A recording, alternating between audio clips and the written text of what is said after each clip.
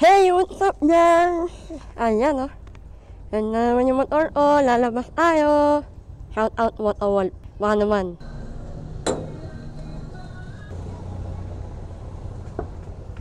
Alright, andito tayo ngayon sa Pag-asa Street. Filter, amote! Unang sabak, may amote na agad.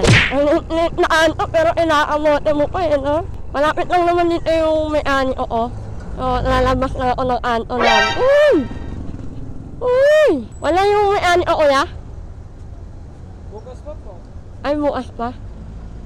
Wala yung may-ani, Oh my God! So, ayun, alam yung shop na yun, doon ako nagpapagawa. Siyempre na ako sponsored. Yun na kasi yung pinakamalapit sa amin, sa totoo lang. Ito tayo sa Rotonda. Bahala na kung saan ako makadpan. Hindi ko kami sana yung daan dito. So, dire-diretso lang tayo, no? Nasubukan ko kasi tawag dito, masanay sa stoplight. So, hindi talaga ako marunong sa stoplight. Alam ko naman yung green go, red stop, yellow slow down. Alam ko naman yun. Pero sa probinsya kasi walang ganun. Sa mga hindi naaalam, taga Nueva Vizcaya talaga ako. So, ito yellow box, di ba? Bawal ang lumagpas dyan kapag mag-stoplight na. Kasi may end up ka. NF pa nga. So, ayun, panoorin nyo lang ako mag-practice mag-motor dito. Pero marunong ako mag-motor guys talaga. 10 years na ako nagmo-motor sa probinsya. So, kasi doon, dire-diretso ka lang, wala naman traffic. So, nandito na tayo sa may bandang Rizal High School. Dito sa Anyogan. So, hindi ko ugali kasi mag-overtake. So, takbong on nyo lang ayan di ba? Yun lang. Overtake lang. Dito lang ako. Okay lang, kahit matraffic. I don't care. Basta ayaw ko sumingit-singit kasi delikado yun. Hindi porket walang nagbabantay. Maging pasawin. Di ba? Stoplight lang naman yan, kaya tumigil tayo. So, ito yung first time kong dumaan ng crossing na may stoplight. Kasi dediretso ako. So, bawal akong magpa-right kasi crossing na yan. Tapos, ikot lang tayo dito sa right. Tama nga yung kapitbahay namin, wag na akong dumaan ng rotonda.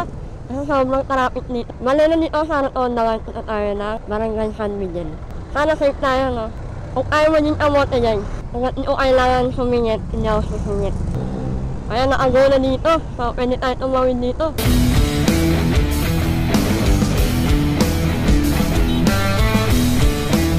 So dito lang tayo na, one way kasi dito, so yung 2 lanes, pwede kahit saan lane ka. Dito tayo magpaparide sa BPI. Ito din, one way din to, so dire-diretso lang to.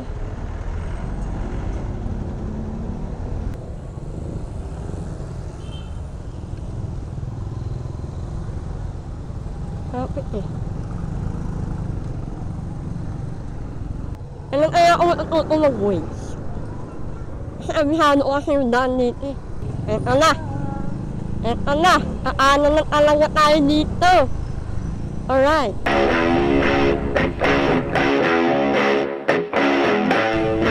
Yehey!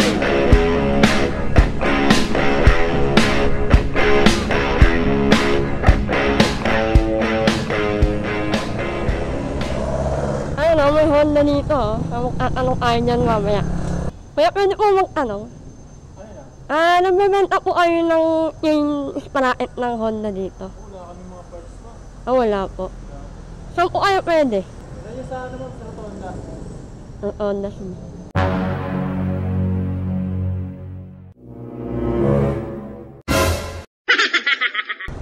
Hindi ba ako mag-antipolo? So, yun yung next target ko. So, bili lang ako ng mga yung pang-type nito para hindi na ako madyan.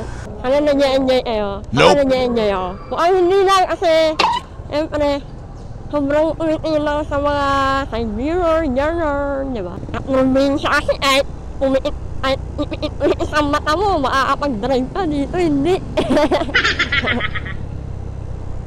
Pero ako naman dito, kaya. Di ba pag nasa probinsya kasi, pag magmamotor ka, mahanginan ka, dito wala. May hangin, pero pinagpapawisa ka pa din. Kasi motor yung pang-relax ko anti-stress ko, gano'n, pag buburyong na ako.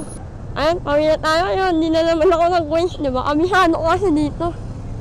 Nang beses na dumaan dito. So, crossing na naman to, no? Stoplight na naman. So, yun naman, kaya ko naman eh.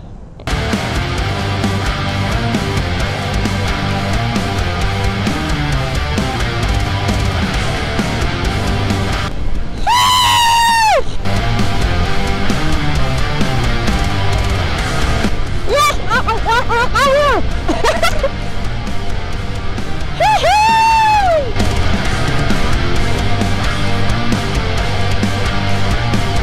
Shit! Tumakbo tayo ng 50 sa wakas!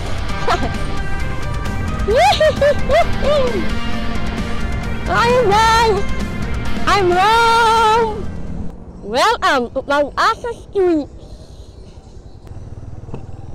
And we are home! Paalam guys!